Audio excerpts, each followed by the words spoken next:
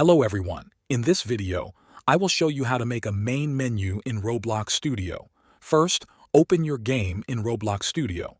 Then go to the link in the description and scroll until you find the main menu Roblox Studio script. Click the link. If ads appear, close them. You will be taken to the main menu model page. Click Get Model. Now go to Roblox Studio and open a new base plate. Then open your toolbox. If you do not see it, go to the Home tab at the top and click Toolbox. In the toolbox, click the 4 dots icon for Inventory. Find the main menu model you just got and click OK. Next, drag the main menu into the Starter Guide folder in the Explorer. You should now see it appear in your game. The menu uses a camera as its background, so where the camera points is what the menu will show. Move the camera to the position you want.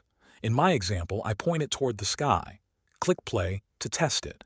You will now see your main menu on screen. You can click Settings to change the time of day, music, and shadows.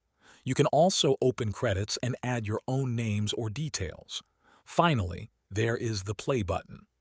When you click it, the menu disappears and the game begins.